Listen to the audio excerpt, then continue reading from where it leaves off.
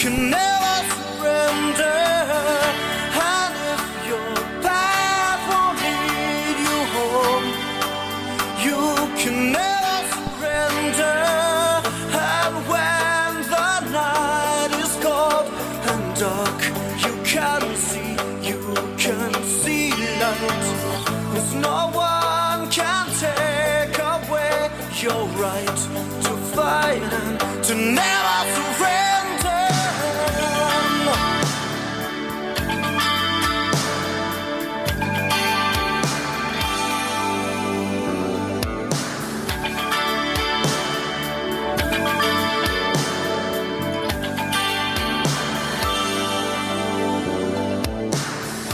With a little perseverance, you can get things done.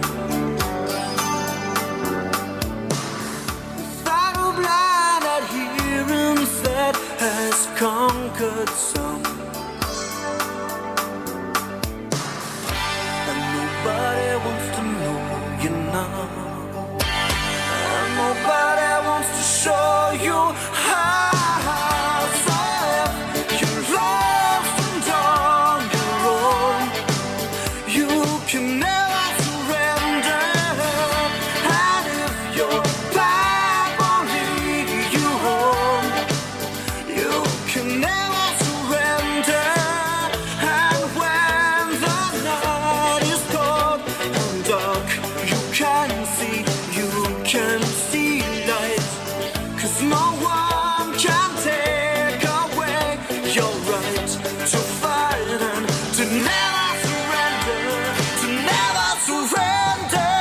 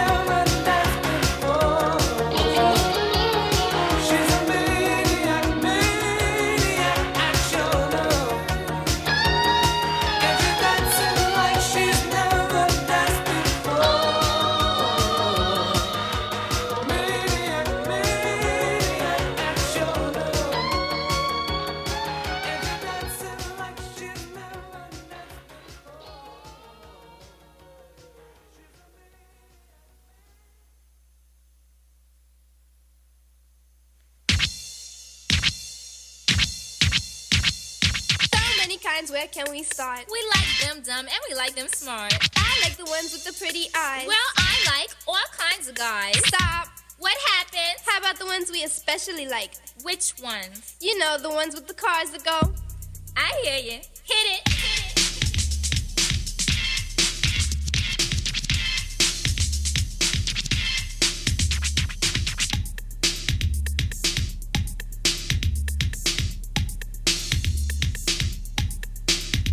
It was me and the posse with Bunny D. We were cruising in the Jags or the Lamborghinis when lo and behold, there appeared a mirage. He was hooking up a car in his daddy's garage. We stopped short, did a double take. He was looking so fly, I thought I wasn't awake. He was obviously hooking up bass, I assumed, but then he turned the little button and the car went boom. We like the cars that go boom. We're Tigra and Bunny, and we like the boom. We like the cars that go boom. We're Tigra and Bunny, and we like the boom. We like them short and we like them tall. We like them one and we like them all. They're always adding speakers when they find the room, 'cause they know we love the guys with the cars that go boom. And see, my boyfriend really knows where it's at. He's got 50-inch woofers all along the back. He makes a comment on going to my room, but I'd rather stay out with his car that goes boom. We like the cars that go boom. We're Tigra and Bunny, and we like the boom. We like the cars that go boom. We're Tigra and Bunny, and we like the boom.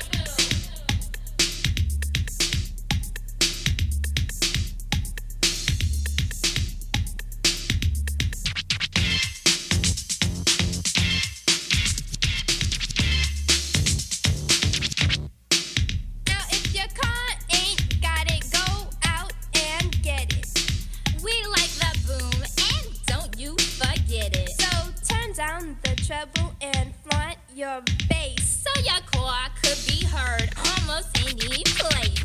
'Cause when you're in the street, you can't go far Without hearing the boom pouring out your car. So if your speaker's weak, then please turn it off. 'Cause we like the cars that sound so tough.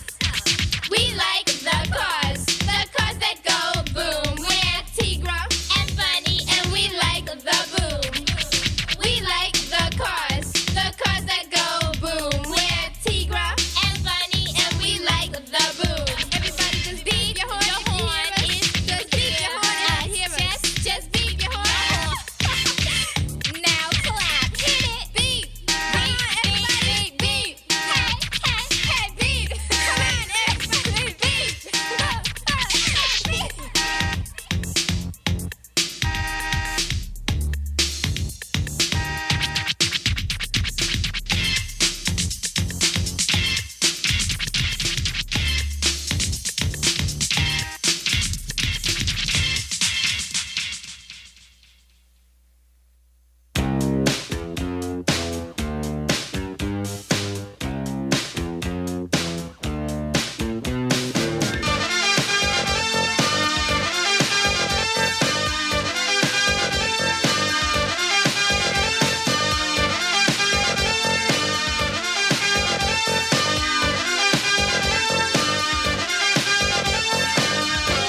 If it seems a little time is needed, decisions to be made.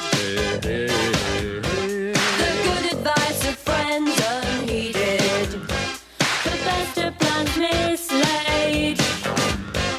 Just looking for a new direction. In an old familiar way, the forming of a new connection. To study or to play. And so the conversation turned until the sun went down, and many fantasies were learned.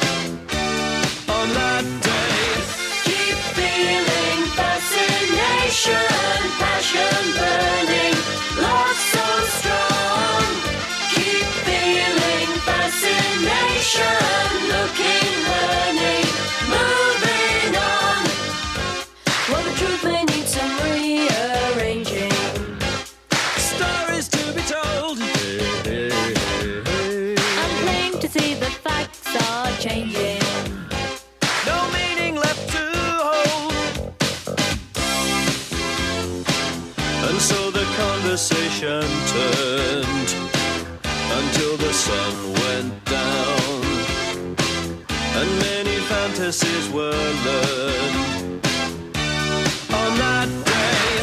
Keep feeling fascination, passion burning, love so strong. Keep feeling fascination, looking, learning, moving on.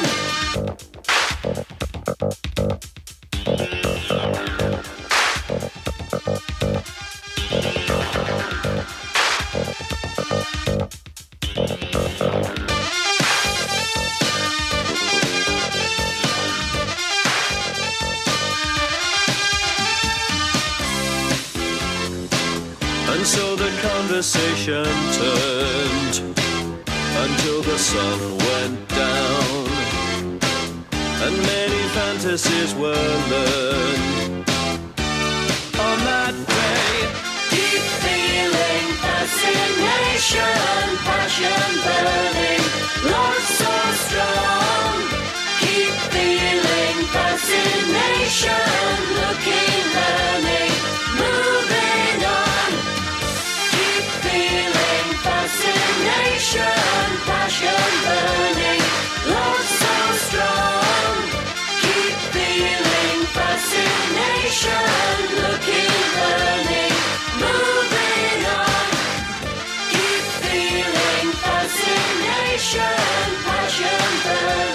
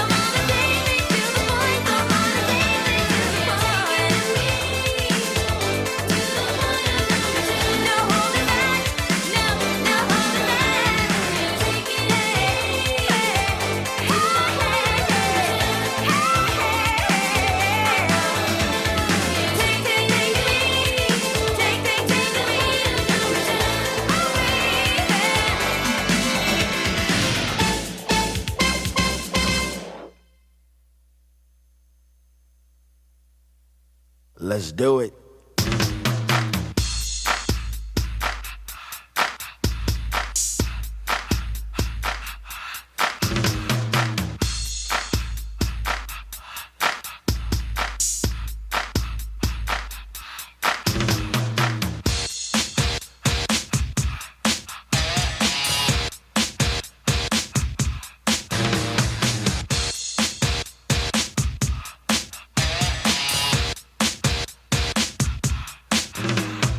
Working all week, 9 to 5 for my money. So when the weekend comes, I can go get live with the honey. Rolling down the street, I saw this girl when she was pumping. I winked my eyes, got into the ride, went to a club and was jumping. Introduced myself as low, she said, you're a liar. I said, I got it going on, baby doll, and I'm on fire. Took her to the hotel. She said, you're the king, so be my queen if you know what I mean. And let's do the wild thing. Wild thing.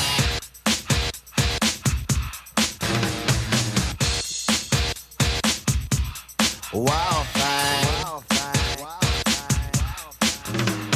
Shopping at the mall, looking for some gear to buy. I saw this girl, she gon' rock my world, and I had to adjust my fly.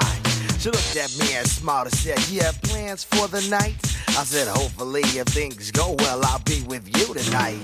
So we journeyed to a house, one thing led to another.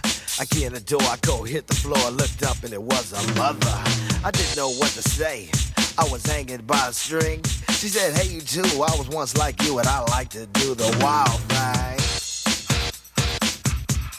Wild thing. She loved to do the wild thing. Wild thing. Wild thing. Please, baby, baby, please. Posse in effect. Hanging out is always hype. And with me and the crew leave a shindig, I'm with a girl who's just my type. Saw this luscious little frame, I ain't lying, fella, she was fine. This sweet young Miss Gold gave me a kiss and I knew that she was mine. Took her to the limousine, and still parked outside. I tipped the chauffeur when it was over and I gave her my own ride. Didn't get her off my jock, she was like static cling. But that's what happens when bodies start slapping from doing the wild thing. Wild thing. She wanted to do the wild thing. Please, baby, baby, please.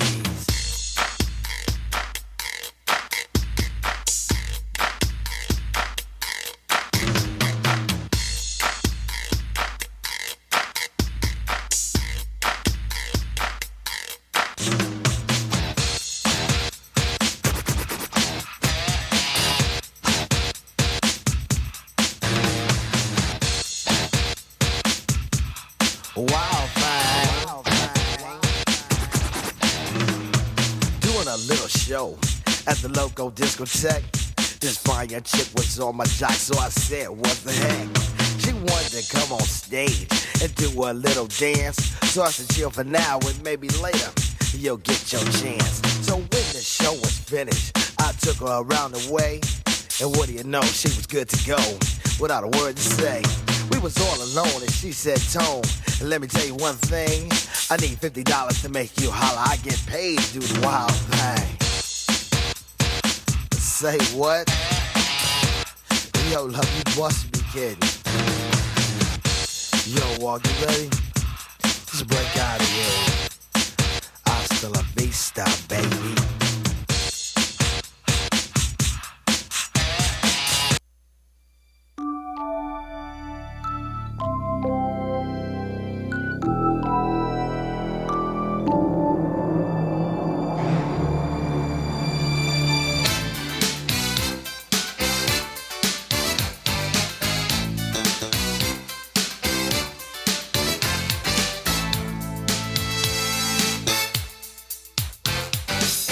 We're not scared to lose it all. Security cut through the wall. Future dreams we have to realize. 1,000 skeptic hands won't keep us from the things we plan, unless we're clinging to the things we prize. And do you feel scared? But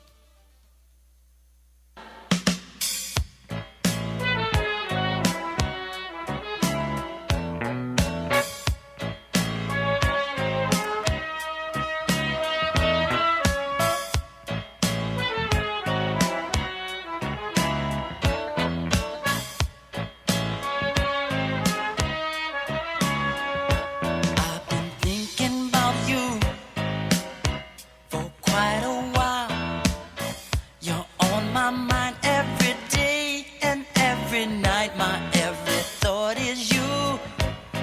The things you do seem so satisfying to me. I must confess it, girl. And I like it. You send chills up my spine every time I take one look at you. And I like it. Girl, you're blowing my mind with the things you say to me. I like the way you comb your hair, and I like those stylish clothes you wear. It's just the little things you do that show how much you really care. Like when I'm all alone with you, you know exactly what to do. You put that fire inside of me and make it more than just a dream. And I like it. You send chills up my spine every time I take one look at you. And I like it. And I like it. Girl, let me run this by you just one more time.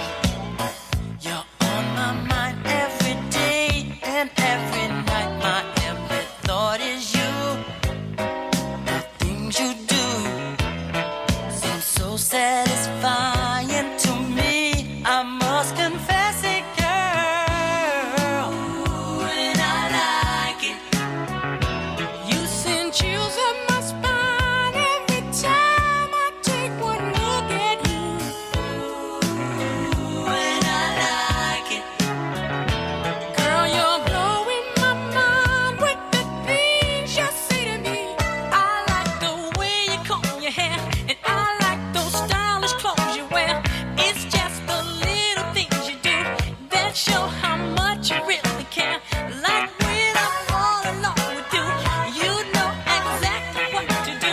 You put that fire inside me and make it more than just a dream. I like it. I like it. I really, really like it. I'm for it, adore it.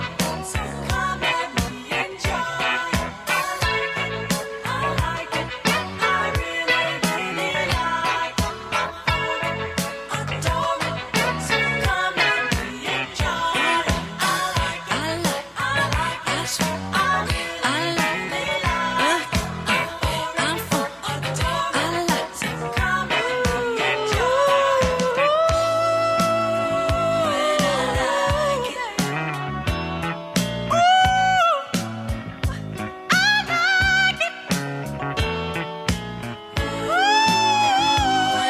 like it. I'm just trying to satisfy you, girl. You know I really like it. Say, baby, I like every little thing you do. The way you comb your hair and every little thing you do. It shows how much you care. Say, baby, every time I take one look at you, I get chills up and down my spine. And I like it, I like it, and I like it, I like it, and I like it, like it, like it, like it, like it, like it, like it, baby. Ooh, and I like it.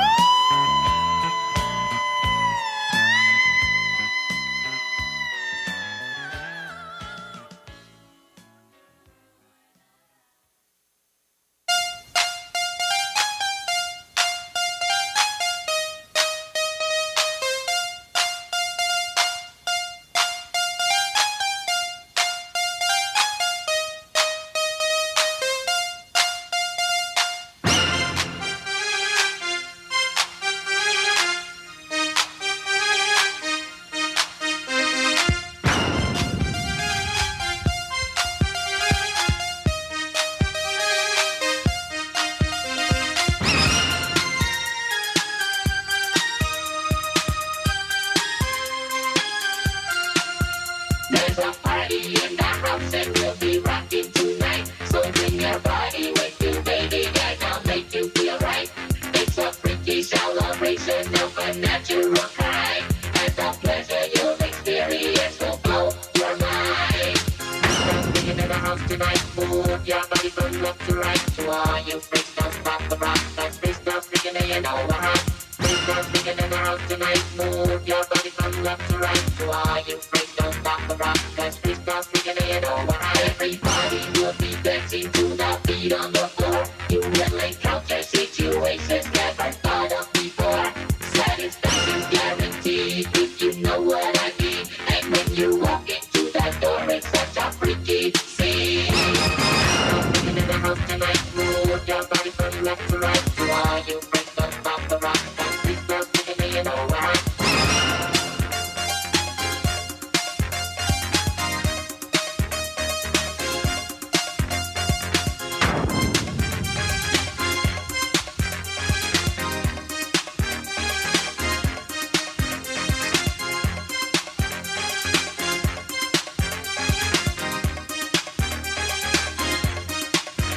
All you ladies interested in the words I speak, we will be rocking like this every night of the week. And all you fellas, tell the ladies don't stop the rock, because you know that we'll be jamming all around the clock.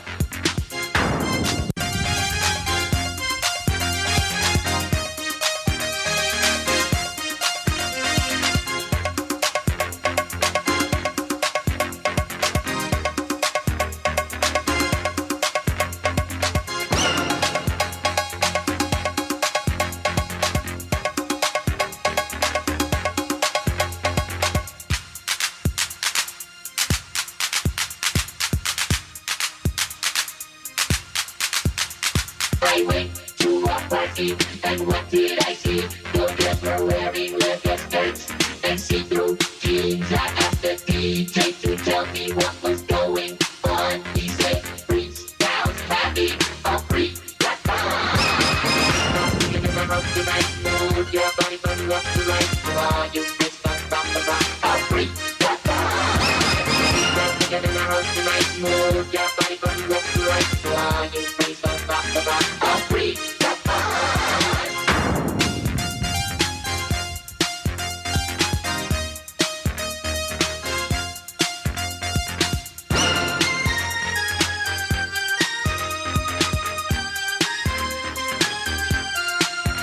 There's a party in the house and we'll be rocking tonight. So bring your body with you, baby, and I'll make you feel right. It's a freaky celebration of a natural kind. And the pleasure you'll experience will blow your mind. Now speaking in the house tonight, move your body from left to right. To all you freaks, don't stop the rock, will blow your mind. Now speaking in the house tonight, move your body from left to right. And the pleasure you'll experience will blow your mind.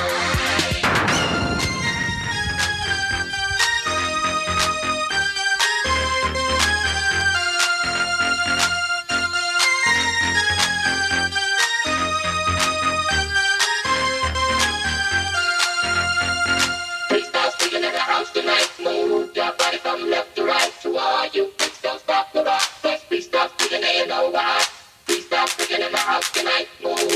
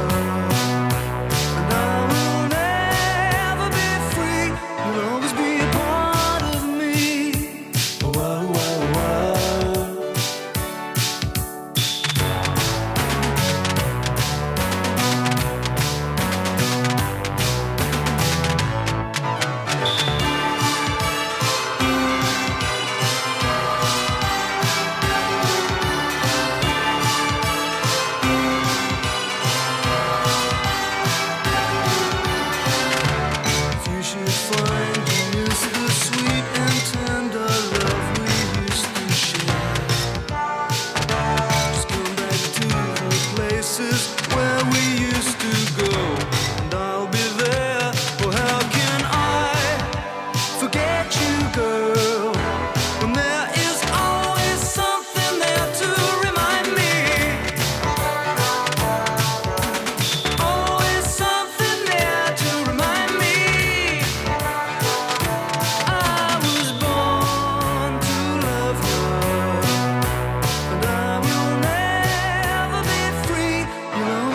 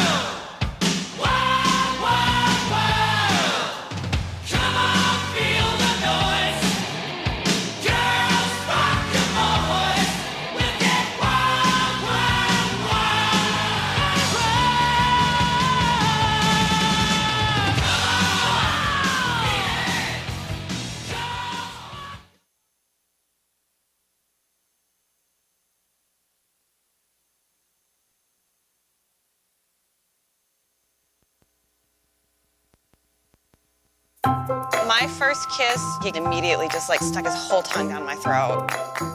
When I was a kid, I felt really isolated and alone. I was part of the nerd herd. I think I was shy when it came to guys. I didn't know what sex was. When I was a kid, I humped pillows. I never knew. I didn't know where to put the penis. Dear Diary, Dear Journal. September 13th. July 29th. I've never been attracted to a man in the way that I'm attracted to countless women. Maybe that means something. When I got my period, my mom threw some maxi pads at me and she was like, here you go. Figure it out.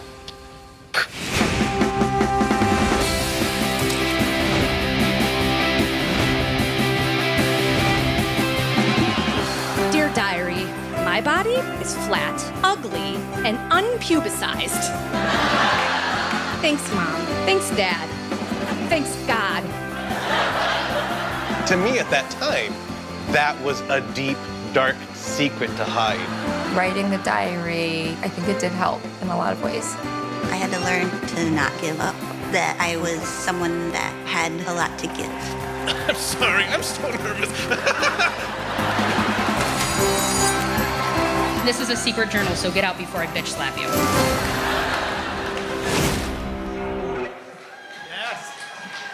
Hello, welcome to Mortified. Hi, folks. Thank you for coming out. Ever since COVID, I just like to thank people. We've all been fucked up by it, and it's a big pain in the ass to take off your sweatpants and put on jeans and get in a car and drive on a highway and find parking spots. And today, if you care, if some of you are missing a Warriors game and you came here, so thank you. We appreciate you. Thanks for coming to this show. It is, yeah. Are there anyone that has never seen a Mortified show? Are there any newbies out here? I'm not going to make you do anything. All of you. Wow, we've no repeat performers. That's awful. Welcome. Hello. So this is a weird show. It's a comedy show. It's a storytelling show. And there's lots of great storytelling shows out there where people tell these fantastic stories about their lives. And this one is like one big but small difference in the fact that whatever they're sharing with you tonight is not from the present remembering of that. It is all actual material they wrote as teenagers. So you're going to be hearing diaries, poetry, letters, even attempts at poorly made music videos. All these things you're going to see tonight that they made before 19 that they did not know they would share in front of a room of drunken strangers, okay? So obviously at the time, very naive and often very horny. And so you're going to be hearing all those things tonight. And yeah, today's show runs the gambit. We've got diaries, journals, I believe some poetry, and a very exciting music video at the end. We are not playing these amazing instruments behind us. I know there's going to be a metal band after if you want to stay and rock out for that. But this will be literary and comedy based. So thank you for coming out. And please give it up for the 5 brave souls about to be mortified. Thank you.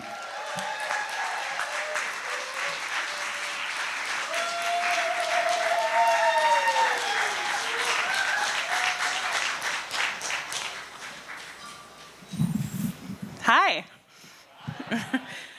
My name is Amy, and tonight I'm going to be reading to you from my middle school journal.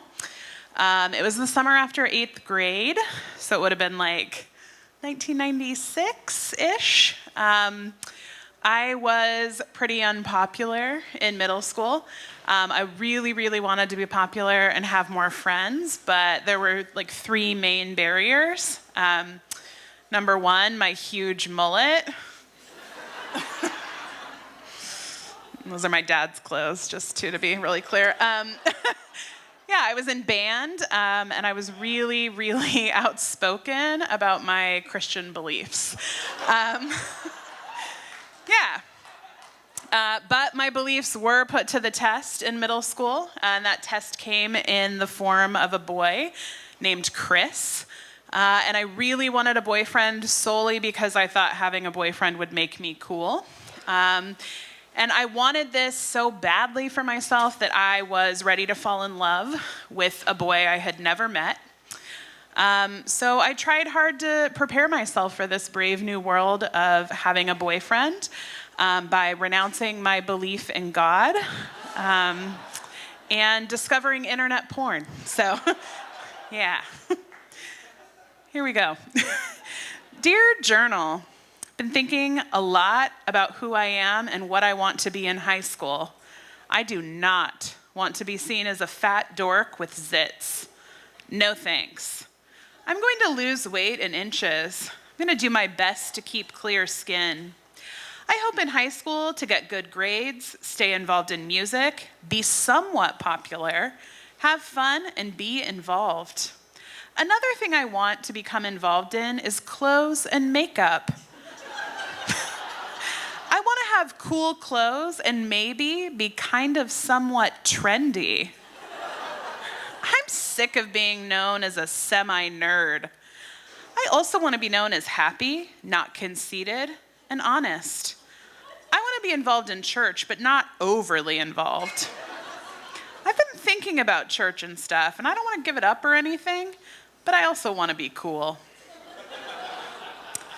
Dear Journal, today my friend John called, and while I was talking to him, I talked to his brother's friend, Chris.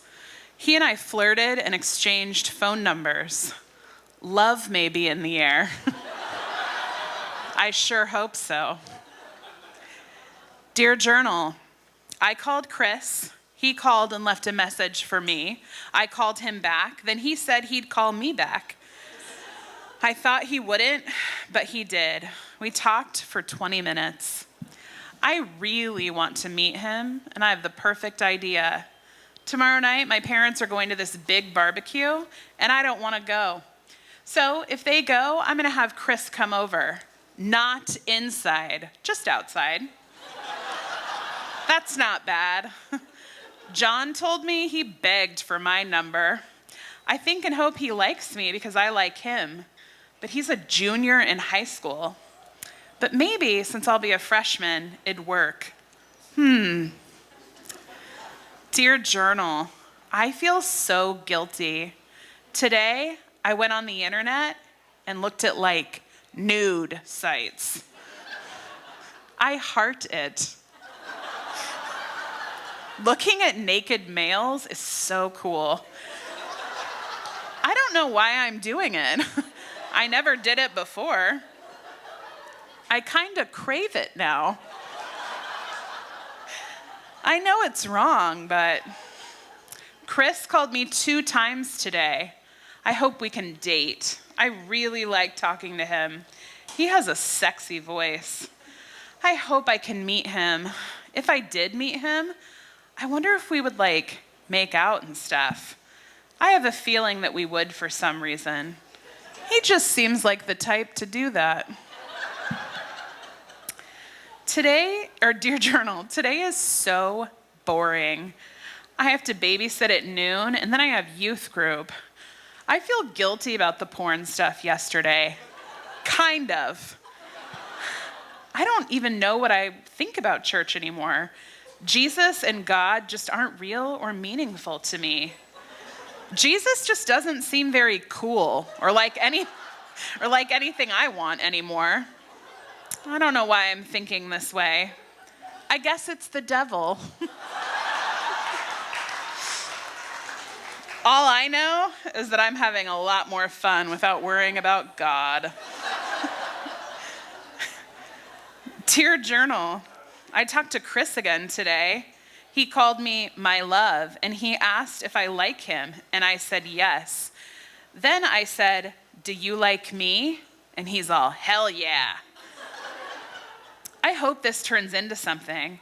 We're hopefully going to meet on Saturday. I hope that we do. That would be so cool. We were also talking about how boring my job is when I'm babysitting. I said I hate just sitting around. He asked me if I liked just sitting around if a guy was there. I said it depended on what we were sitting around doing. He said, what if you were making out? And I said, yeah, that would be fun. I have this feeling we'll end up dating for a while. I really like him. He sounds so sexy. He also sounds like he likes me a lot. I hope my appearance doesn't turn him off. Tomorrow, I get to talk to Chris for a while. Yes, I love talking to him when I'm alone because then I can say whatever I want. I want him so bad. I hope we kiss. I actually know we will. I don't know how I know, but I do. I hope he isn't like ugly. He is. He says he's 6 feet tall with brown hair, hazel eyes, and braces.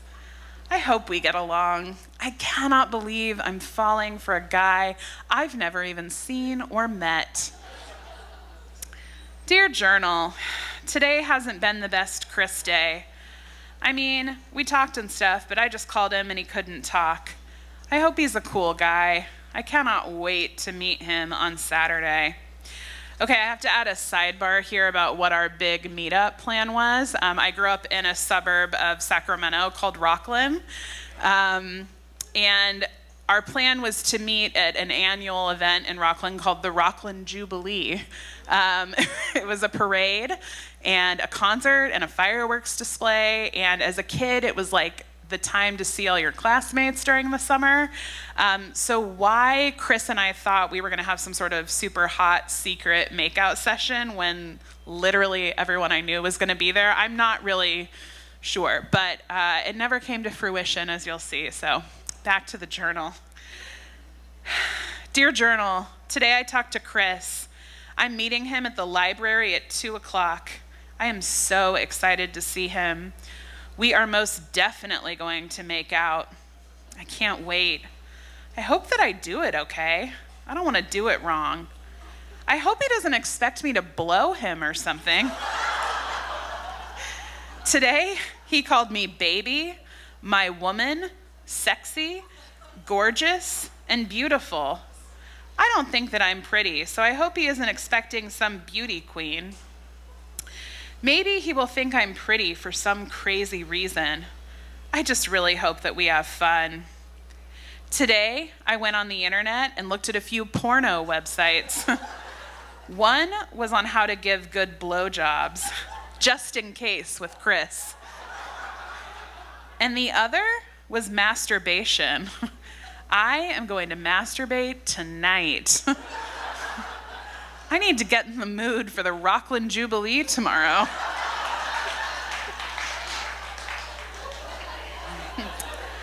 I know it's wrong to look at stuff like this, but to be honest, I really don't care anymore.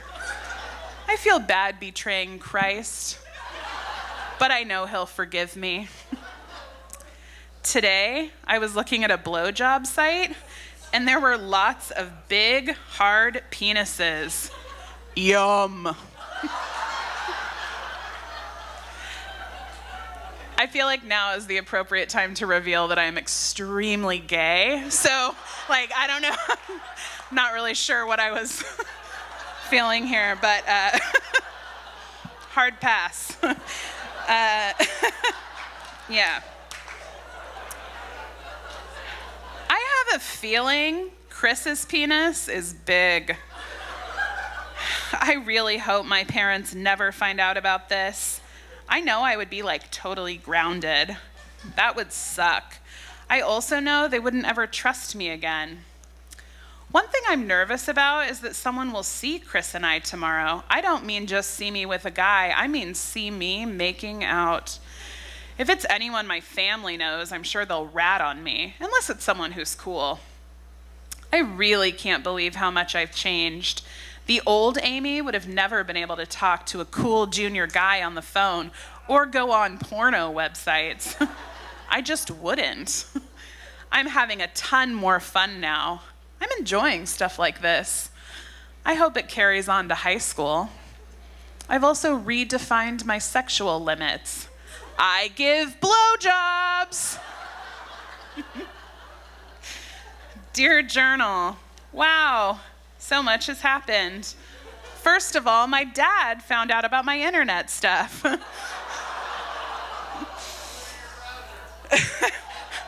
But being the cool guy he is, he didn't punish me or tell my mom.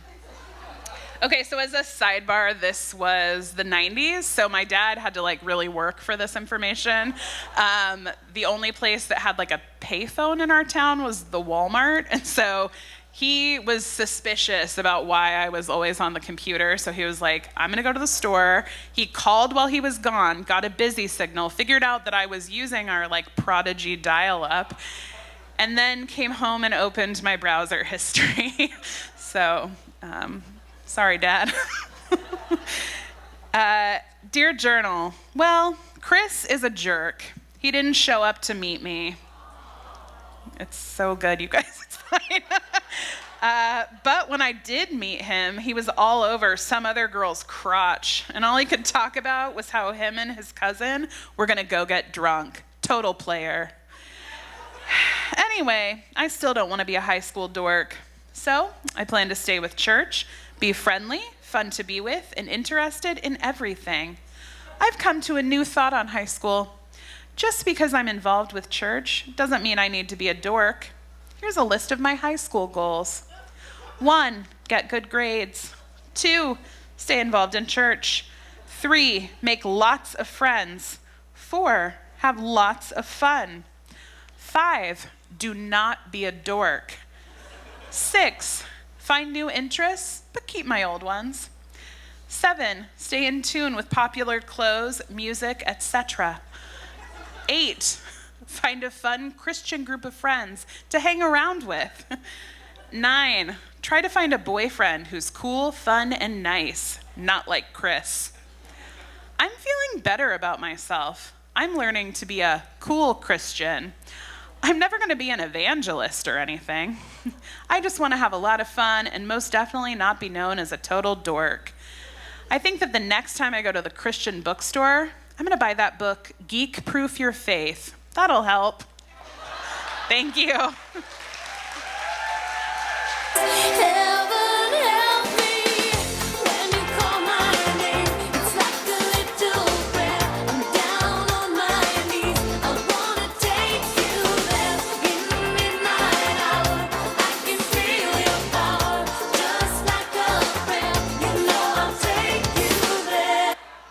Awesome. Is this karaoke?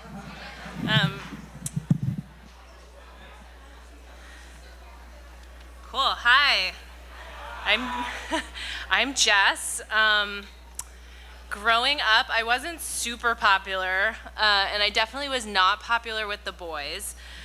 But spring semester of my sophomore year, something changed, and that is what I'm going to start off with tonight. So, February 4th, 1995. There is something about Derek Brown. He's got nice, big, deep brown eyes. He's a little zitty, but cute anyway. He's really funny, and he's seen every episode of Saved by the Bell also. We'll see. Oh yeah, and how could I forget? Tomorrow is my first real official date. John really likes me. Notice not Derek. He's nice and everything, but I just don't feel that way. I think it'll be fun though. A week or two later, I discovered that John was actually one of Derek's best friends, along with kind of this third guy, Octavio. March 12th, 1995. Good, bad, yet another one of Derek's friends now doubles in the Jessica fan club. Yes, Octavio has fallen into my net of charm.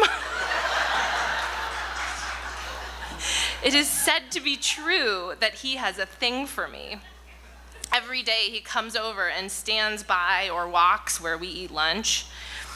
At the last track meet, while I was dealing cards, he almost asked me out for Saturday.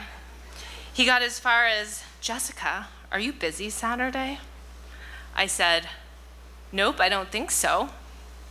And then he sat there on the verge of saying something. First John and now Octavio, why am I so attractive to Derek's friends and not the man himself? April 21st. On Friday night, Ann and I decided to go to casino night set up by the city of Menlo Park. It was Derek's 16th birthday, and he just got his license. He gave Ann and me a ride home. For some reason, guys look so sexy driving stick shifts. Early in May that year, so just a few weeks later. Why can I attract all of Derek's friends? Octavio asked me if I'd like to take a turn towards the serious side with him. Whoa, I told him, he's really cool, but I kind of like someone else. This Saturday, they're probably gonna come over along with Anne and Meredith. We're supposed to watch Silence of the Lambs. I hope Derek comes. But if the weather is nice, he has to go to Sacramento to throw his great aunt's ashes off of a boat. I've checked the weather report. And I'm praying for rain. I was a bitch. Okay. May 12th. Derek definitely doesn't like me. Octavio said, "Do you want to know who Derek likes?" Who am I to refuse? Well, he likes this girl that they went to junior high with. Before that, I kind of decided I didn't like him, but after finding out who he liked, I was in the worst mood and so down on guys. The other girl, Carolyn, isn't that pretty, and she's tall and a little heavy, and that shows he likes her for her. I know. If she had only been hot. I'm so confused. Octavio is calling me every night, and he ate lunch with us, and John came over for about 5 minutes. Why don't I like them? They're nice, and they like me. Maybe there's something subconscious with me, where I always choose exactly the wrong guy. You know, one of those self-destructive things. I wish guys would just come, fertilize, and leave. For the record, it's come, C-O-M-E. Which was intentional, anyway. July 22nd. It's really weird, but I've been thinking of John. He is one of the sweetest guys. We played Truth or Dare the other day, and Anne asked him what his ideal girl was. He said someone who has a nice personality, he has fun with, and is attractive to him. I thought that was cool. Octavio is really annoying me now, but he's working at the movie theater, and I can see movies for free. He said he wanted to take my brother to Free Willy too. September 1995. At first, I wouldn't have allowed myself to think of John as anything more than a friend, but I've discovered how beautifully we meld. Friday is the back-to-school dance, and I'm going to make sure he goes. September 27th, 1995. The dance was great. John was there. He was going to leave early and go to a party with Derek, but decided to stay. I wonder why. Very impressed with myself. Well, we danced all night, fast and slow. Octavio cut in twice. The first slow song, John and I danced like any other dance, moderate distance, and we talked. However, the next song we danced, I took a chance, and I slid my arm over him more, and he held me a little closer, very gently. It was sweet. I proceeded to lay my head against his chest. We danced that way in silence the rest of the time. When the fast songs came on, we freaked sometimes. Octavio joined in once and double freaked me. Yuck. But that wasn't the worst. He came and kind of double slow danced us for 10 seconds or so, but it felt repulsively longer. The last song John and I danced a little past the end, and Octavio came up and said, "Hey guys, the song is over." I got the Alanis Morissette CD. Number 8, Head Over Feet, totally reminds me of John. It's all about how you've already won me over in spite of me. You treat me like a princess. I'm not used to liking that. What took me so long? Thanks for your patience. Wow, huh? I made a mixtape for him and put it first. That was the beginning of John and me. Octavio remained a friend, and Derek disappeared as he started hanging out with a different crowd. And after a year plus of dating John, we had developed a real love for each other. And without any pressure from him, I decided it was time to round the corner into home base. So you guys get to experience that again with me. December 8th, 1996. Parents were out, I alone with John. We stripped down little by little, kissing and touching. Love encompassed us. I've wanted to have sex before, but haven't because everyone seems to assume that teenagers aren't ready. I visualize, though, 2 bodies pumping and pounding in animalistic satisfaction. I never say anything, for I know he wants it, and it's my call. Last time, however, was different. I didn't want this sex with cries of untamed pleasure. I didn't want these 2 people digging deeper and deeper for climactic excitement. I wanted one union of love and emotion. My vision was not animalistic, but spiritual. We lay there and hugging, and I blurted out, "I want to make love with you." I was scared, though. I told him, "Pregnancy." He replied with assurance and support that was real, and he understood, but whenever I was ready, quote, he would be honored. Incredible. I told him I had wanted to have sex for a while, but this time I really wanted to make love. It was a moment. We continued our embrace and gazes of mutual admiration. I was so moved, so happy. Tears were barely beyond my eyes. We didn't do it. I love John more than anything. I saw Jerry Maguire tonight, and I think he said it right. You complete me. Yeah. December 15th, 1996. Note, this is like 2 months later. Oh no, it's a week later, sorry. Okay, this will be one of the monumental entries. I have lost my virginity. Starting from the beginning, I talked to Michelle about it last weekend and told her I wanted to educate myself first. So I dragged her along to Planned Parenthood, where we went after school. There were people sitting there, and the lady asked what I wanted. Did I need any help? She asked. Well, I just wanted to talk to somebody and learn more, I guess.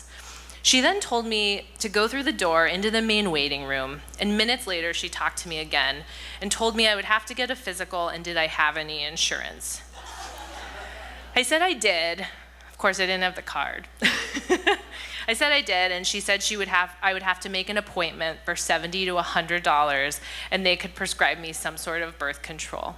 I told her I didn't need a physical or birth control, I just needed to talk to somebody, and she said that wasn't possible. For the record, I still give to Planned Parenthood. I was mad, and Michelle and I went back to her house.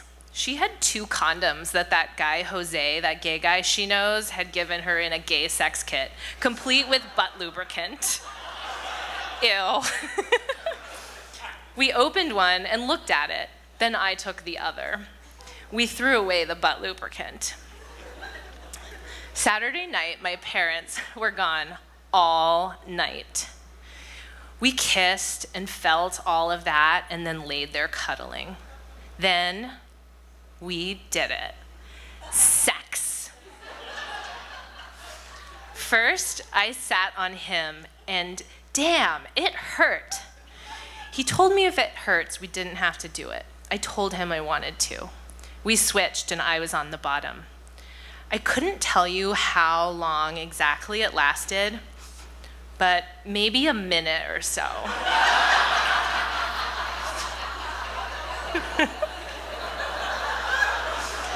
That minute was fun though. Exciting, I think more than orgasmic. And then like my journal like takes a sharp turn and it was over. That was it. What a crock! How anticlimactic. All this talk for years about sex and losing one's virginity, and this was it. Now I know with more experience it gets better, but getting eaten out is way better and no one throws a hissy fit over that. Yeah, awesome. Still pretty good. So John and I dated throughout high school. We were voted best couple in the senior yearbook. We broke up when we went to college on different coasts, but remained close throughout. And then in the end, he wanted to settle down and I wanted to explore. And now he has 2 children and I have a startup. So I think we taught something to each other really special about not settling for anything less, and I'm really thankful for that. So thanks for listening. You've already won me over, in spite of me. And don't be alarmed if I fall head over feet. And don't be surprised if I love you for all that you are. I couldn't help it. It's all your fault. Hello. My name is Noam. I grew up in Brookline, Massachusetts, which is super Jewish. Behind me, that's me in the high school jazz band at the Israel Day celebration in Coolidge Corner, 1998, looking very dapper. I grew up, I didn't know non-Jews till I went to college. I grew up, how religious did I grow up?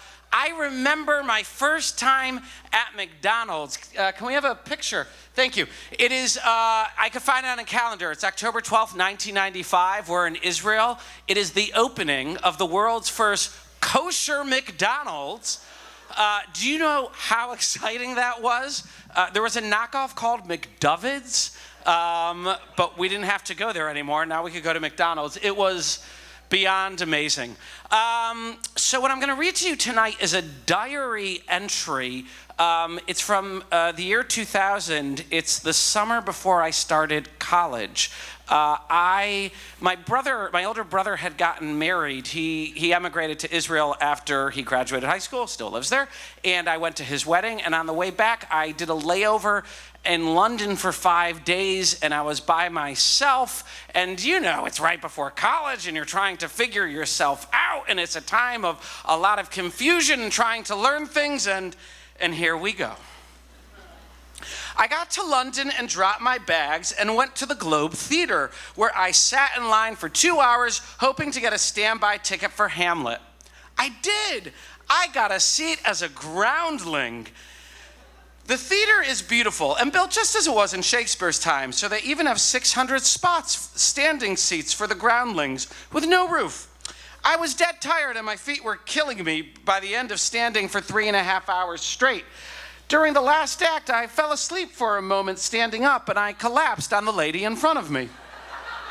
I told her that I had a problem with my blood pressure and I'd periodically collapse. Very not believable. I got back at midnight. The next morning, I took the tube to downtown London for more touring. I chose for the first time not to wear my yarmulke, and I decided I would eat out. Now, I have to explain some terms as I do this. Eating out has two very distinct and very different meanings. One of them is, yes, as we all know. The other meaning is in kosher law, eating out is what people say if they eat milk products in a non-kosher restaurant that don't have certification, but you don't eat meat, so you would say, I eat out. That's the eating out we're talking about in this diary entry. I decided I would eat out.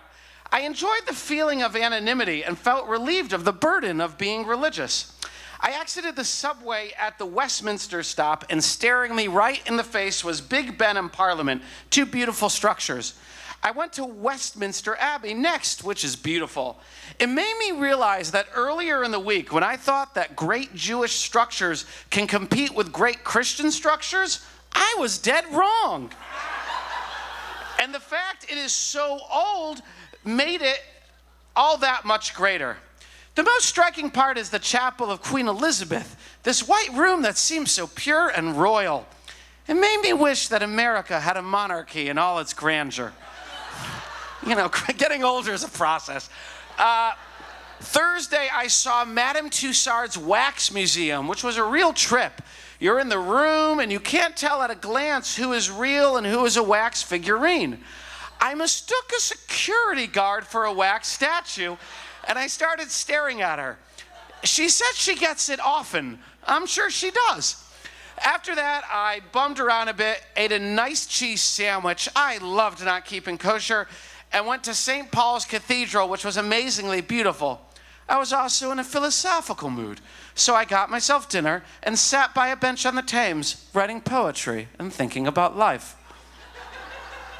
Friday morning, my first sight to see was the changing of the guards by Buckingham Palace. It was a weird ceremony. There was much pomp and circumstance, the old school British stuff that tourists love. And then the guards' band lines up and plays three-song in a marching band style. It was like Masterpiece Theater meets the Harvard-Yale football game. I realized that as much as I found a monarchy neat and inspirational, I prefer America's democracy, where one man is as good as another, and the divine right of kings is viewed as the bullshit that it is. Again, getting older is a process, you know? At that point, I was very burnt out from touring, but I felt I had to do it. I was cranky and was appreciating only 70% of what I should be. I was getting testy because not only had I been doing only touring, but I had not had a real good conversation with anybody since leaving Israel, so I was starting to lose it. I wasn't thinking clearly. I don't know how to explain it, but I was really off. I think contributing to my confused state of mind was the knowledge that I was not going to keep Shabbos, Sabbath, and that I would take Saturday and become a goy, a Gentile. I would even eat non-kosher meat, and I was excited and disturbed. I went to the London Dungeon Museum. It's unbelievable to see how cruel people could be to each other. I mean, how could one person put another through thumb screws? On the other hand, that's the least of human cruelty.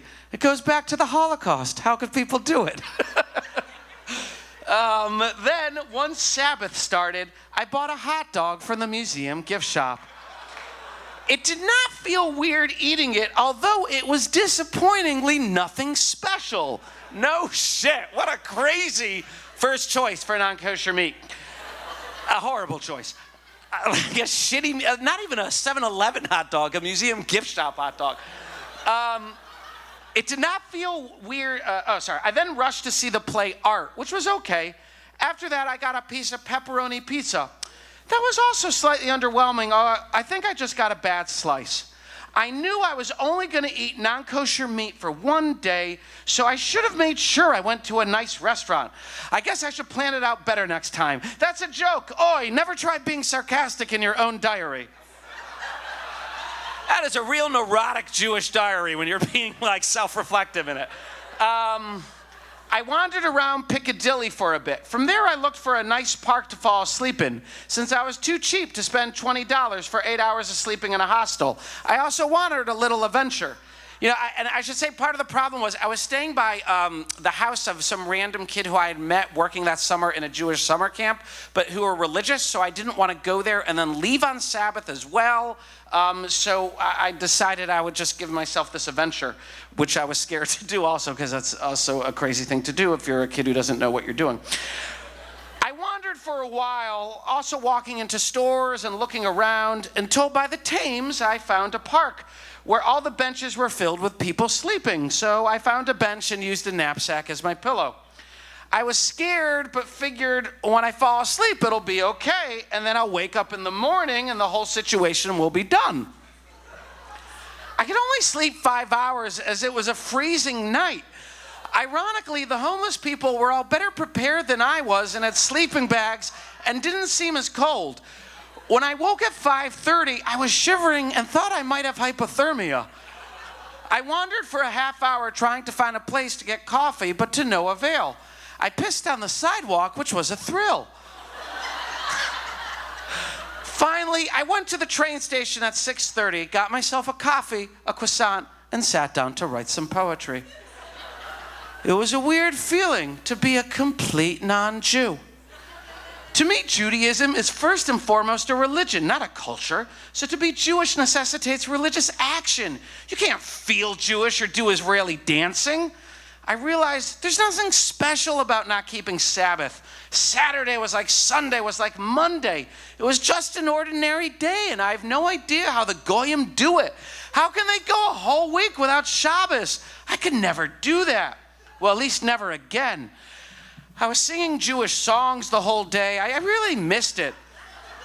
Also, there was nothing special about not keeping kosher. I mean, I always wanted to try not kosher meat, so that was a thrill, but it made me realize the point of kosher, to take a mundane, common activity such as eating and do it in a different fashion, to make separations in its practice. Can you tell I was raised religious?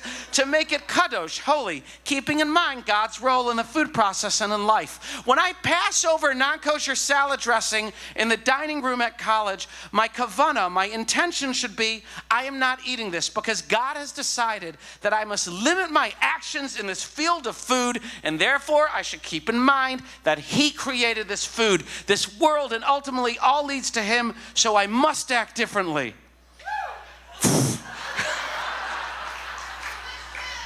Obviously, I almost rarely have this kavana, this intention, but that's the principle of the matter, and that's why I am now keeping kosher. At Waterloo train station, I also spent a while perusing soft porn, as I was totally anonymous, and found it a thrill that I was not embarrassed. There are advantages to not wearing a kippah. I cannot tell you how much I had wanted to look at a Maxim in an airport or something, but as long as I was wearing a yarmulke, I was like, it's gonna be a chilul Hashem, that's the Hebrew term for a desecration to the Jewish people, and as if somebody was gonna be like, oh, who's that kid looking at a Maxim? Jews are horrible. I mean, maybe they will, but that's not going to be something at Maxim. I went to the National Army Museum in Chelsea. I ate a hot dog from a sidewalk vendor outside. That was something I always wanted to do, get a hot dog from a sidewalk vendor. It smelled so good, and when I was tasting it, I could tell that the meat was disgusting. It did not taste that good. I went to the British Museum, spent half my time in the room with the Elgin marbles, the pieces of the Parthenon, which are unbelievably beautiful, a true testament to the glory of mankind. After the museum, I went to a nearby McDonald's and got a cheeseburger with fries. Okay, I actually amazingly kept a photograph of this as well. Can we have this? Okay, guys. August 28th, 2000. Have you ever seen somebody so happy with McDonald's before?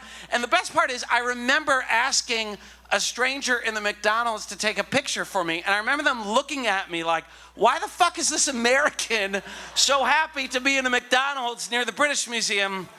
If only they knew. That food was so fucking good and cheap. The Goyim truly do have one thing we don't. McDonald's be thy name.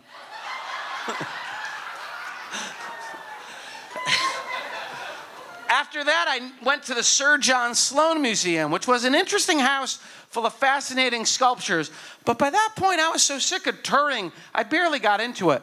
Not only was I sick of touring, but I was out of it because I hadn't had a real conversation with anyone since I left Israel. So I was constantly talking to myself, and I felt that I was on the boundaries of madness. I really felt like I could snap any time and go crazy and commit an awful crime. It was a weird feeling I've never felt, and I know I'm doing a horrible job of explaining it, but it's damn tough to explain. I then went on a double-decker bus just to say I did so. The next morning, I took the tube to the airport where I said goodbye to England. It was a great 5-day jaunt, made great more by what I learned about myself and the weird things going on in my head and the wondrous sights I saw. I've never been in a mental state like that, which is a good thing, but I'm happy I was like it once. It made me realize I should probably see a shrink. I hope I get the balls to admit that to myself fully, that I should see one. Unsurprisingly, my vows of keeping kosher didn't last. Within 6 months, I had stopped wearing my yarmulke completely, and I soon became a regular of eating whatever the fuck I wanted to. Other vows took time. It wasn't until I was 35 that I started seeing a therapist regularly, and now I am very happy to embrace the cliche of being just another Jewish neurotic who loves his therapist dearly. Thank you all so much. How do we keep our balance? That I can tell you in one word. Tradition!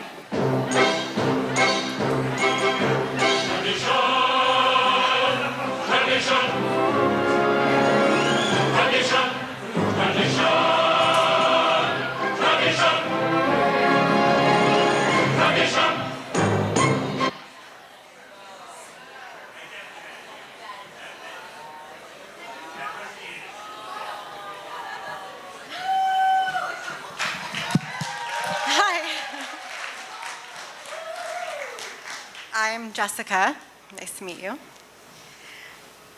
When I was younger, I was a pretty sweet, innocent, well-mannered girl. I was the kind of girl, before this picture, who liked Anne of Green Gables and musicals, and I collected seashells. In fact, I was the type of girl that was cast in multiple Mattel commercials, which should...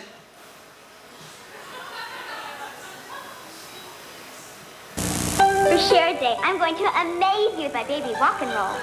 Right, like there's a baby with radio control. Rock it, rock it, I'm controlling baby rock and roll. She'll go over and under. She'll go anywhere you want her, baby rock and roll. She laughs, and kicks her feet. Amazing everyone she meets. Baby rock and roll, but with radio control. I knew he'd show up. Batteries not included.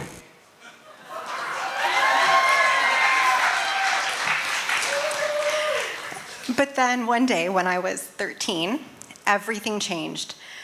A dark cloud formed over my life, and it began with a night in the middle of summer.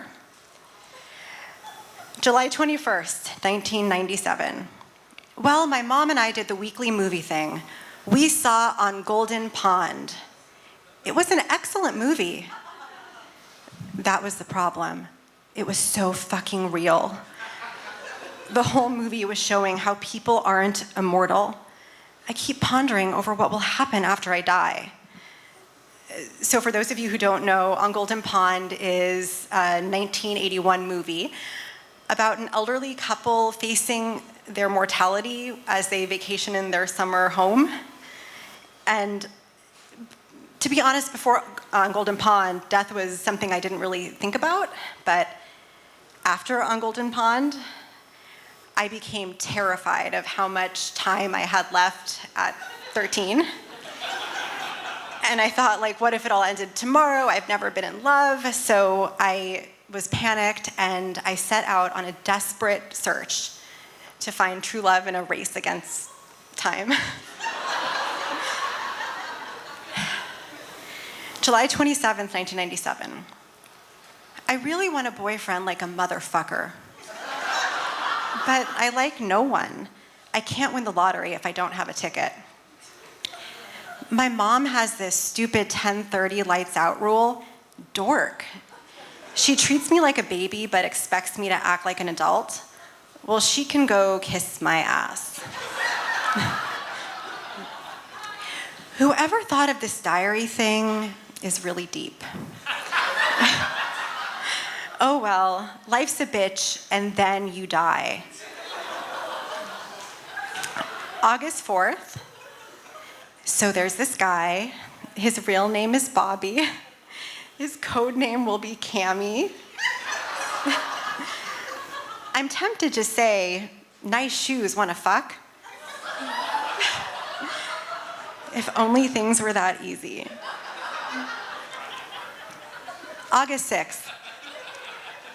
Forget the whole Cammy thing, it's over. I talked to Tiffany this morning. She likes him. He likes her. She says she's not going to go out with him, which makes me hate her. My life is going nowhere. In my horoscope thingy, it says Libras are never really happy being alone, which is so true and sad. No matter what, I'll die. Underground, with my eyes rolled back. Helpless. That's what humans are, helpless. We're basically putty in the impatient hands of death. Also, Jenny made fun of my shoes behind my back, and I love these sandals.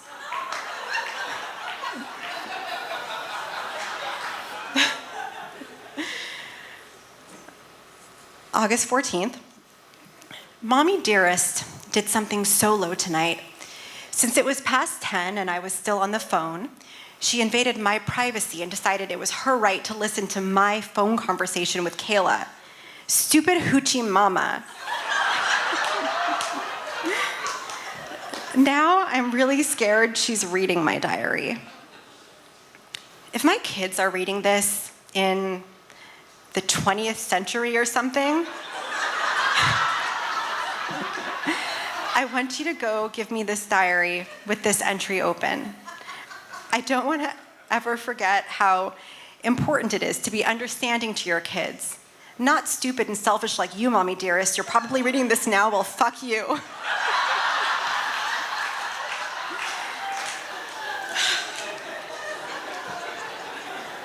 I wonder if Kayla is going to call when she gets home. Well, I must study for my vocabulary quiz. Sorry about the crappy entry. I will make a really long one soon, promise.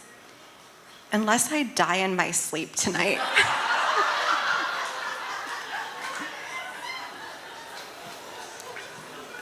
August 23rd. This new boob perfume is really working. Because I feel majorly flirty today. I have like no idea what that means. Why do all the guys have to be taken? Such a bummer. I better be careful because I don't want to be a whore who's trying to steal boyfriends. And then this is literally the next sentence. Tiffany's boyfriend is so hot. He was telling me I looked really good in my ID picture. I got an erection right there. One of these days, I'll get myself a bitch. Anyways, I can't believe I'm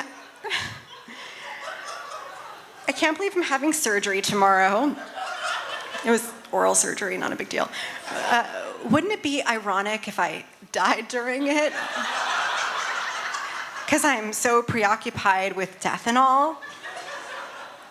And it would be even more ironic since I just wrote this paragraph. Diary grade C, so I would sometimes give my days a grade. This day had the potential to be a C+, but I got an ugly white head. September 22nd. I want to inform you of my dreams last night. Part 1 was about Taylor Hanson. I was pregnant with his child. He was so hot, though. He looked like a cross between Robbie from debate class and Dean Cain. The boy who sits next to me called me fake. It's really bothering me because, though stupid, he has points to what he says. October 8th. Tomorrow is a day that signifies I'm 14.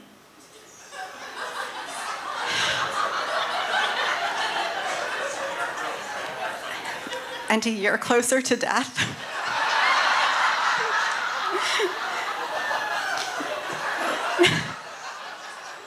This is my last entry as 13. Birthdays are scary. It's like proof you're going to die. It has never been proven that your brain stops working when you die. Imagine lying at your funeral thinking, knowing you're dead. You want to scream out that you can hear every word that's being said, but you can't. You're dead. It's so damn frustrating. Man, life is such a motherfucker. A birthday is like a slap in the face. P.S. I'm so jealous when I see people making out in the hall. So, months had gone by, and despite my best efforts, I had still not ever been in love. But right before Halloween, something unexpected happened. October 21st, I have good news. I have a boyfriend.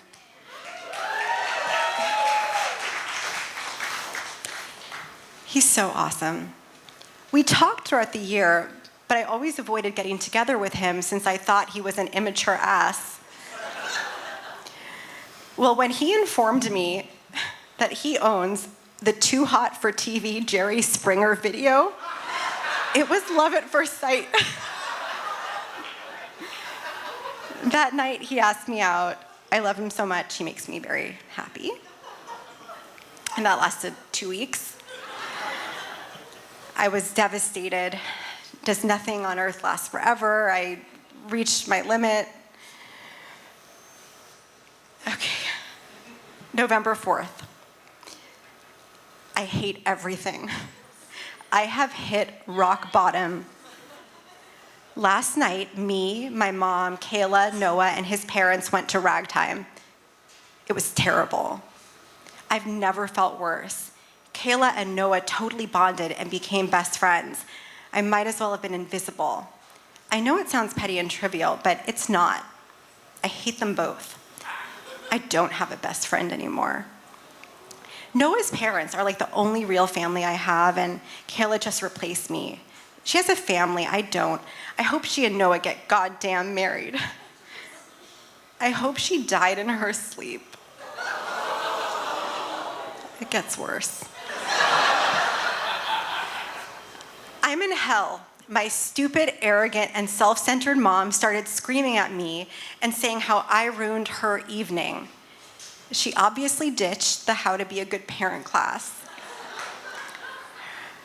Right now, the only reason I fear hell is because I don't want to spend eternity with that whore.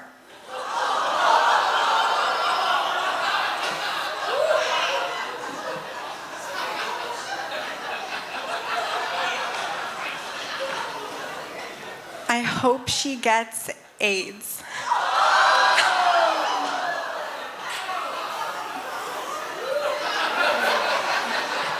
I was a child. I hate her, I hate Noah, I hate Noah's parents for liking Kayla. Fuck them all. See you in hell, Mom, Jessica, diary grade F.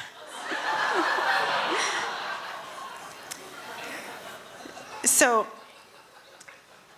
slowly, I began to realize that letting all this worry into my life did not make me feel better. I did the one thing I hadn't done since my death obsession started, and I paused, I put my diary down, I made peace with my mom, I made peace with Kayla. I learned how to self-regulate, and I'm a clinical psychologist now.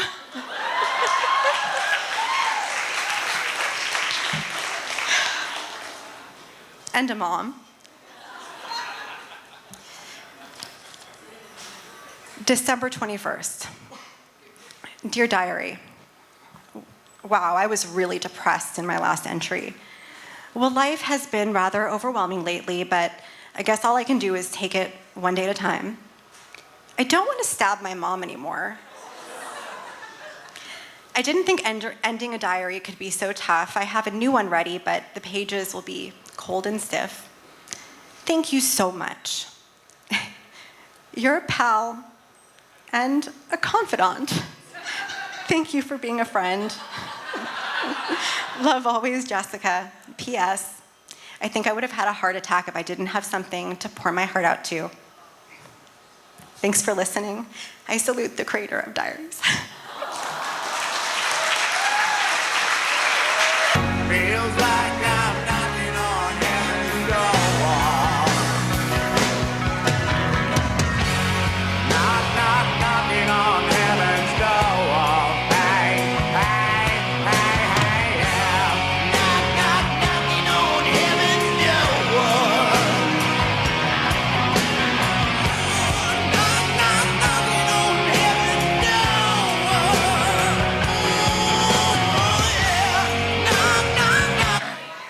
Dad. Hi.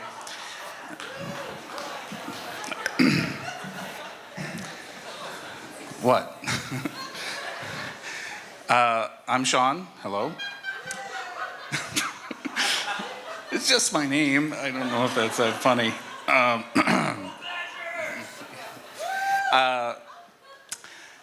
Okay, so growing up, I loved movies. I loved watching them. I loved making little videos with my friends. And there was one movie that came to define my whole view on life. And that movie was Excalibur. It is a great movie. 1960s John Borman. You should watch it. The movie made me believe that just like Arthur, I too might have a destiny. But unlike Arthur, I didn't live in England, and my father didn't hail from nobility. I lived in small-town Wisconsin.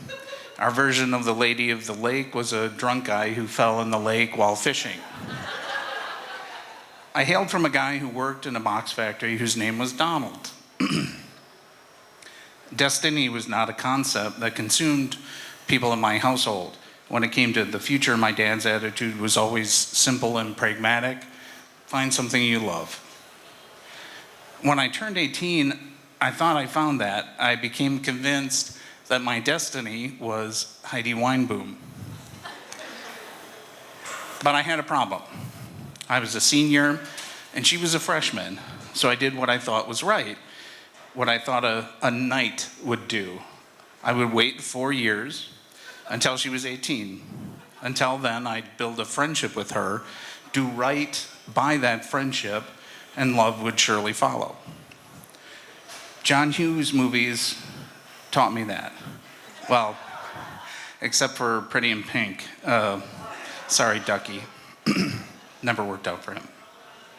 About a year and a half into the 4-year plan, I started to crack. What was I thinking? I mean, 4 years? That's a lot.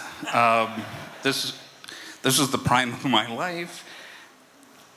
And then one night, fate stepped in, and I had a vision that came to me in a dream.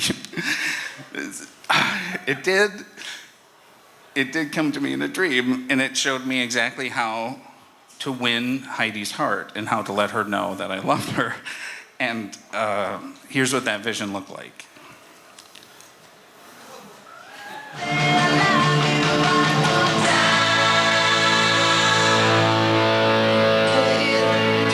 Just a moment before our love will die. 'Cause I must know the reason why we say goodbye. Wait just a moment and tell me why. 'Cause I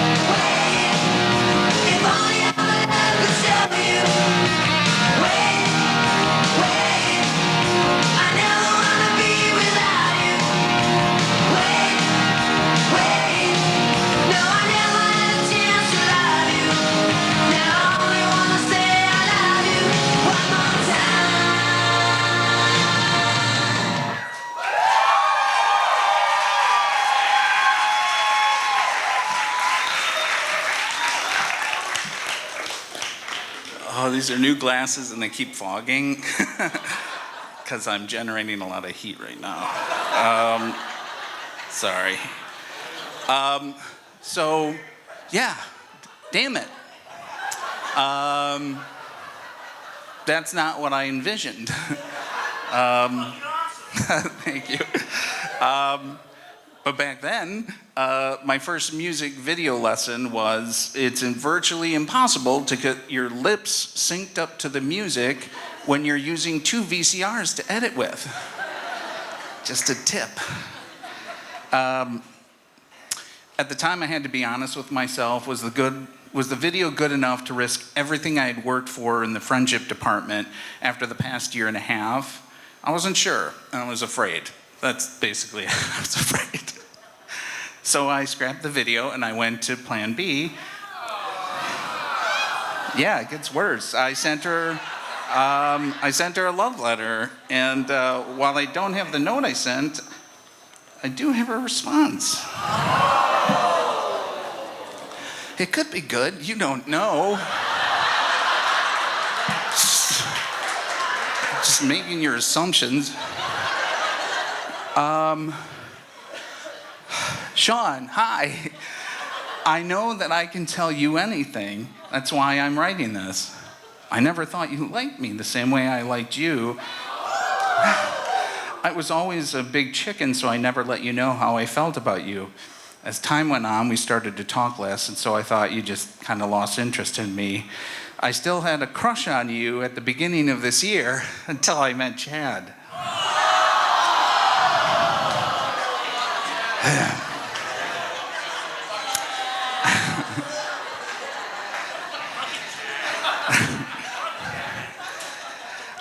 I still think about what it would be like for us, but don't get me wrong, I never want to break up with Chad.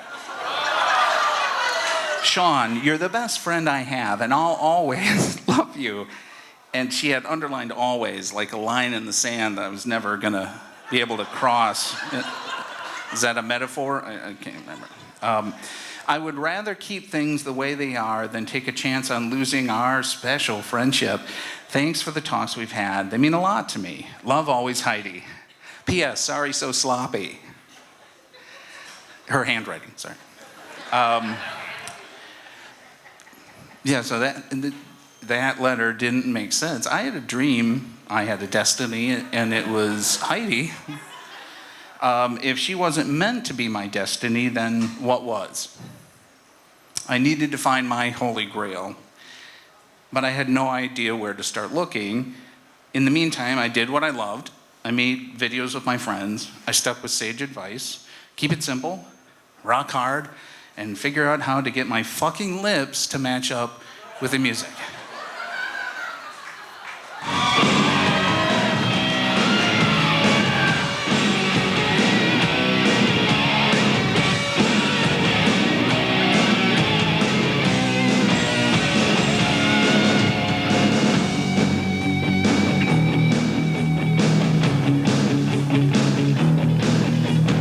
Oh no, that girl, she's looking so fine.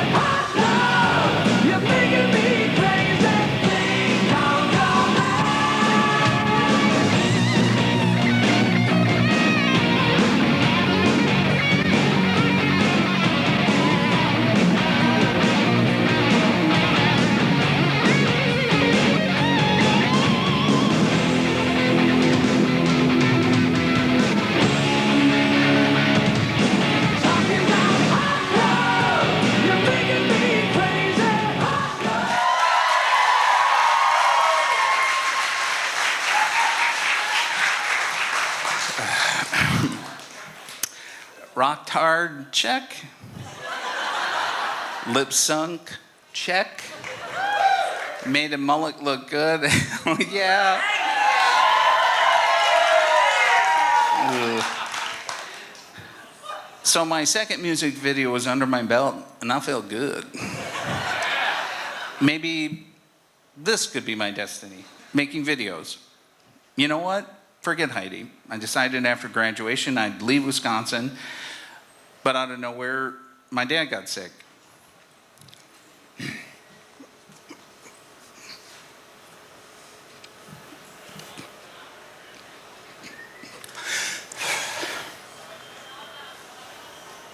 He was at the beginning of a very long battle. So I remained in Wisconsin.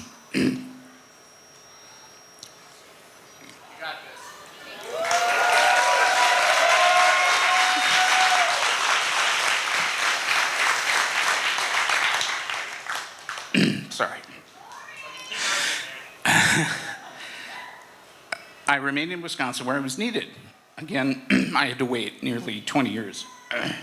But in all that time, the dream of making something hadn't gone away. It lived quietly tucked in the corner of my mind. So, one weekend, after finding that old VHS tape, which I almost threw away when I found it, because I knew what was on it, but I didn't. I sat down at my computer in Menasha, Wisconsin, and I was finally able to use a computer editing program to try and see the vision through. I re-edited Wait to try and fix the goddamn lip sync problems. And when I finally put it together, I realized the Wait video wasn't a message for Heidi, it was a message for me. Watching that video 20 years later,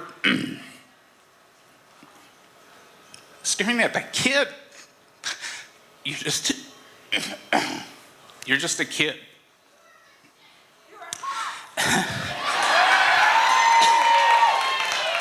Sorry. That kid dreamed of bigger things, and I owed it to him to stop waiting.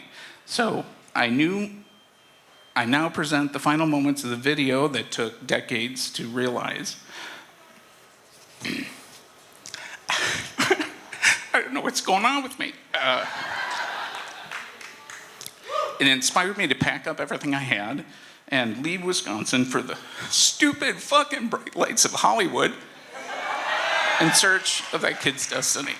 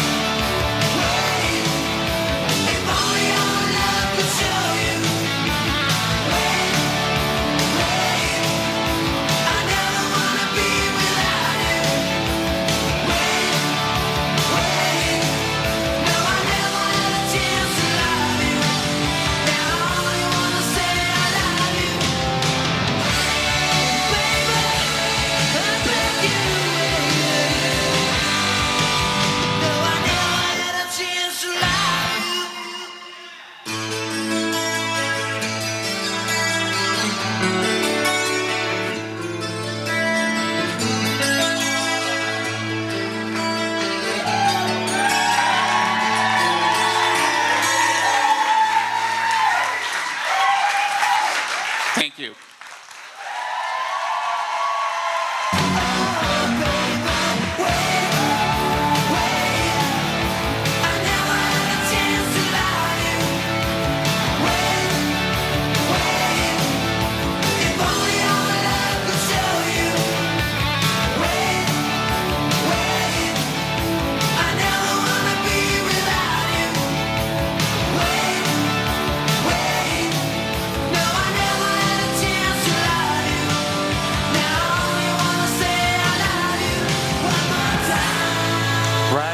Sean did it better, right? Am I right? So we like to go over it every Mortified, all the valuable lessons we have learned. What have we learned today, my friends? We've learned that it is important to masturbate to prepare for the Rockland Jubilee.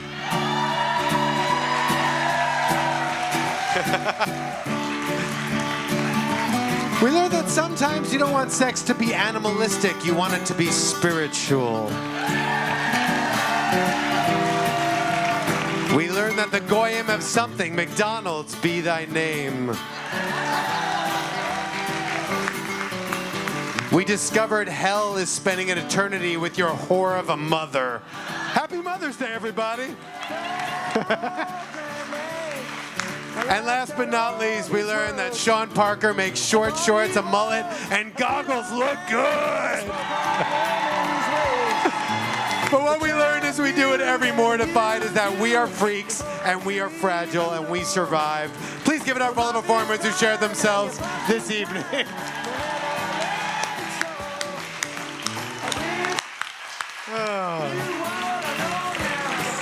Few quick announcements we wanted to make. If you want to hear Mortified on the way to work, you want to share with your weird cousins who live in Middle America, you can. There's a podcast. It is called The Mortified Podcast. You can find that wherever podcasts are. We do an all-new show every month, every second Friday, usually here, and every second Saturday in Oakland.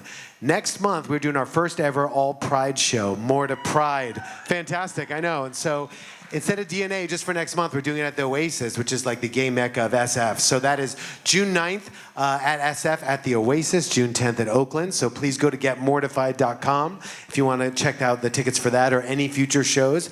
And folks, if you've got your own weird diaries, poetry, letters, rap songs, films, anything that you want to share with the world, please go to getmortified.com to share, to contact me, and maybe you can share it. It is cheaper than therapy, and it's very cathartic, and I highly recommend it. So yeah, go to getmortified.com for all those things. Thank you for coming out and supporting the arts, especially now. It's very important. Thank you for Dave for working the decks. Thank you to DNA Lounge for having us. They're about to have a major metal show. You're here to welcome and rock out if you want. But again, thank you so much. Have a fantastic evening and a great weekend. Bye-bye. My life's got all these words. I thought he was a bitter man. He spoke of women's ways. They trap you and they use you before you even know. For love is blind and you're far too kind. Don't ever let it show. I wish that I knew what I know now. When I was younger, I wish that I knew what I know now. When I was stronger, the can-can thoughts are pretty sure to steal your heart away.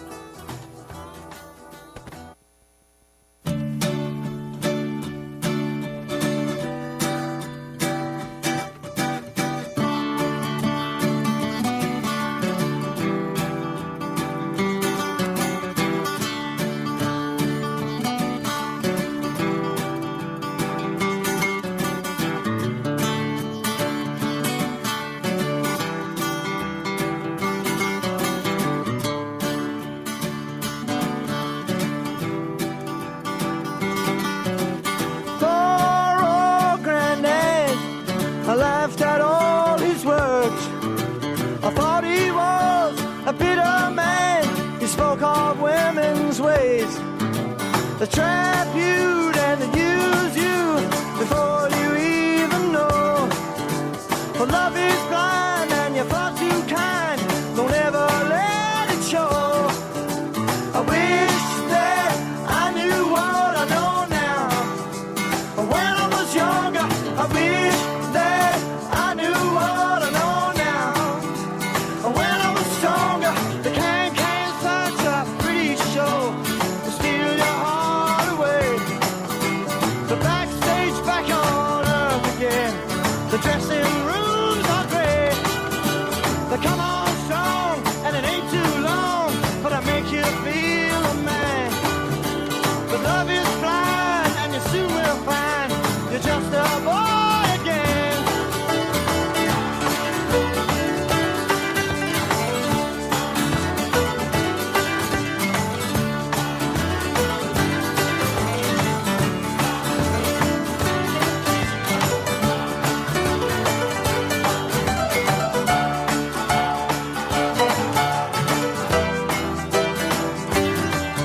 When you wanna live, you get a cheek, makes you wonder where you are.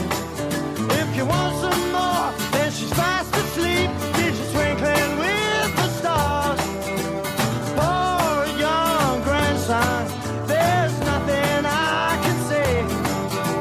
You'll have to learn just like me, and that's the hardest way. Ooh la la, ooh la la, la la, yeah.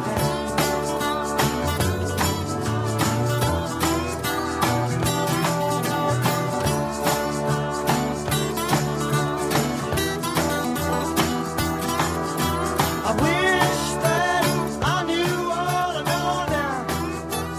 When I was younger, I wish that I knew.